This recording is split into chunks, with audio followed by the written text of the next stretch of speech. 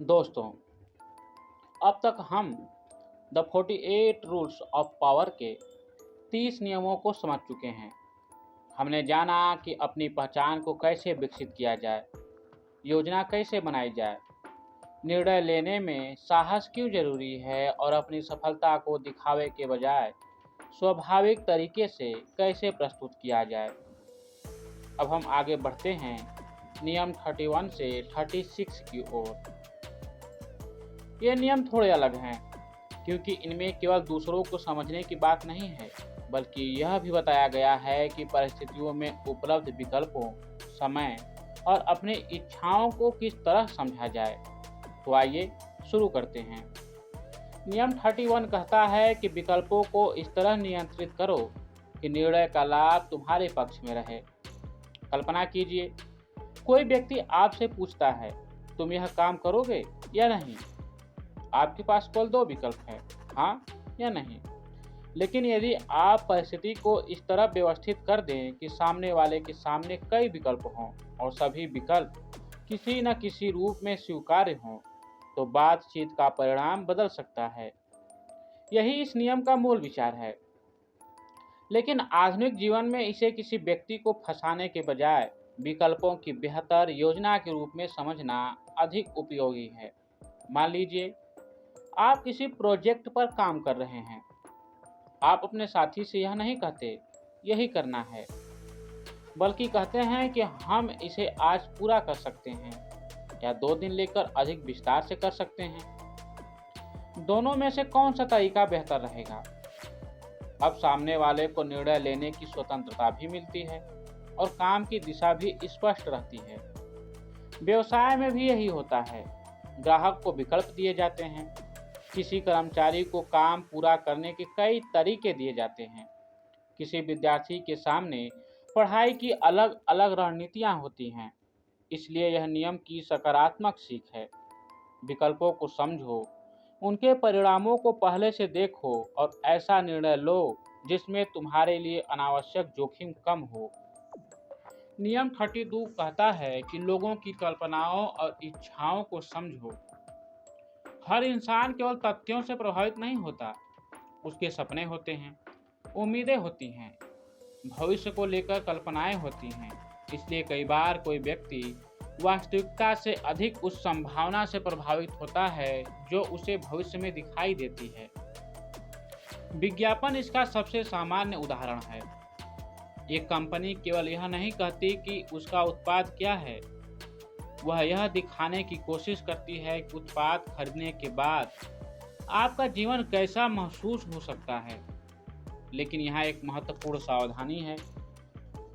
लोगों की इच्छाओं को समझना और उनका शोषण करना दो अलग अलग बातें हैं। एक अच्छा वक्ता लोगों की ज़रूरत समझकर समाधान देता है। एक चालाक व्यक्ति उसी ज़रूरत का फायदा उठाकर उन्हें भ्रमित कर सकता है। इसलिए इस नियम को समझने का बेहतर तरीका है, लोग वास्तव में क्या चाहते हैं। इसे समझिए, फिर देखिए कि आपका काम उनकी वास्तविक ज़रूरत को कैसे पूरा कर सकता है। नियम 33, लोगों की कमजोरियों को समझने के बजाय उनकी संवेदनशीलताओं को पहचानो। हर व्यक्ति की कुछ ऐसी बातें होती हैं जिनका उसके लिए विशेष महत्व होता है। किसी के लिए सम्मान बहुत महत्वपूर्ण होता है, किसी के लिए परिवार, किसी के लिए स्वतंत्रता, किसी के लिए अपने काम की पहचान, किसी के लिए आर्थिक सुरक्षा। यदि आप किसी व्यक्ति के साथ अच्छा संबंध बनाना चाहते हैं तो उसके लिए महत्वपूर्ण चीज़ों को समझना आवश्यक है। मान लीजिए, आपका कोई मित्र अपनी पढ़ाई को लेकर बहुत गंभीर है। यदि आप उसकी मेहनत का सम्मान करते हैं और उसकी ज़रूरत के समय उसका साथ देते हैं तो आपके बीच विश्वास मजबूत होगा। लेकिन यदि आप उसी बात का मजाक बनाते रहें तो संबंध कमज़ोर हो सकता है। इसलिए इस नियम को केवल दूसरों की कमजोरी खोजों के रूप में देखना अधूरा होगा। व्यवहारिक जीवन में इसका बेहतर अर्थ है, लोगों की संवेदनशीलताओं को समझो और उसका सम्मान करो। नियम 34 कहता है कि अपने व्यवहार में आत्मसम्मान और गरिमा रखो। जिस तरह आप स्वयं को देखते हैं उसी तरह धीरे धीरे दूसरे लोग भी आपको देखने लगते हैं। यदि कोई व्यक्ति हर समय स्वयं को छोटा समझता है, हर बात पर अनावश्यक माफ़ी मांगता है और अपने निर्णयों पर भरोसा नहीं करता, तो लोग भी उसके प्रति वैसा ही व्यवहार कर सकते हैं। इसके विपरीत आत्मसम्मान वाला व्यक्ति शांत रहता है। उसे हर बातचीत में स्वयं को साबित करने की जरूरत नहीं पड़ती। वह दूसरों का सम्मान करता है, लेकिन अपना सम्मान भी बनाए रखता है। यह अहंकार नहीं है। अहंकार कहता है मैं सबसे बेहतर हूँ। आत्मसम्मान कहता है मैं भी सम्मान के योग्य हूँ। दोनों में बहुत बड़ा अंतर है। इसलिए अपने पहनावे, बातचीत, समय, वादों और व्यवहार हर जगह गरिमा बनाए रखने की कोशिश कीजिए। लोगों से सम्मान की अपेक्षा करने से पहले स्वयं को सम्मान देना सीखिए। नियम 35 कहता है समय को समझो और सही अवसर की प्रतीक्षा करना सीखो। कई बार सही काम गलत समय पर करने से भी असफलता मिल सकती है और कभी कभी साधारण सा निर्णय सही समय पर लिया जाए तो उसका परिणाम बहुत अच्छा हो सकता है। मान लीजिए कोई विद्यार्थी परीक्षा से 6 महीने पहले तैयारी शुरू करता है। उसके पास समय है। वह धीरे धीरे पढ़ सकता है, दोहरा सकता है और अपनी गलतियों को सुधार सकता है। दूसरा विद्यार्थी परीक्षा से 10 दिन पहले तैयारी शुरू करता है। दोनों मेहनत कर रहे हैं, लेकिन समय की स्थिति अलग है। यही कारण है कि सफलता में केवल क्या करना है महत्वपूर्ण नहीं है, यह भी महत्वपूर्ण है कि कब करना है। समय का सही उपयोग करने का अर्थ हमेशा जल्दी करना नहीं है। कई बार जल्दी करना गलती होती है, कई बार देर करना भी गलती होती है। बुद्धिमानी यह है पहचानने में है कि कब आगे बढ़ना है और कब थोड़ा इंतजार करना है।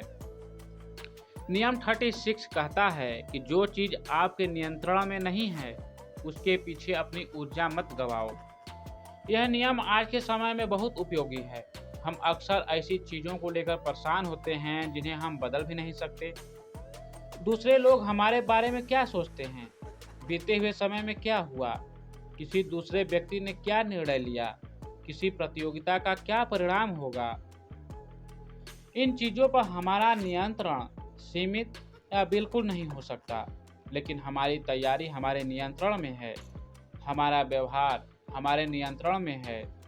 हम अपनी अगली कोशिश तय कर सकते हैं। मान लीजिए आपने किसी परीक्षा में अपेक्षा से कम अंक प्राप्त किए। अब दो रास्ते हैं। पहला, पूरा समय यह सोचते रहना कि परिणाम ऐसा क्यों आया। दूसरा, गलतियों को देखना और अगली परीक्षा की तैयारी शुरू करना।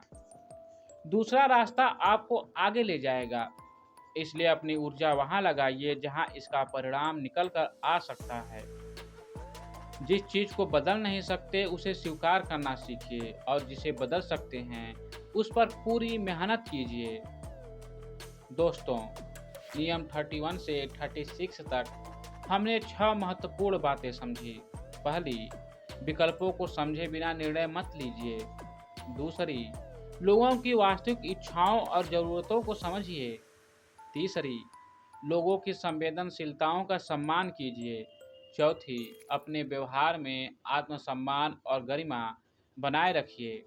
पाँचवीं, सही काम के साथ सही समय भी जरूरी है। और छठी, अपनी ऊर्जा उन चीज़ों पर लगाइए जिन्हें आप वास्तव में बदल सकते हैं। इन नियमों को केवल दूसरों को नियंत्रित करने की तकनीक के रूप में देखना, इस पुस्तक को बहुत संकीर्ण तरीके से समझना होगा। इनका एक अधिक उपयोगी अर्थ यह है कि हम मानव व्यवहार, निर्णय, समय और अपनी मानसिक ऊर्जा को बेहतर ढंग से समझें।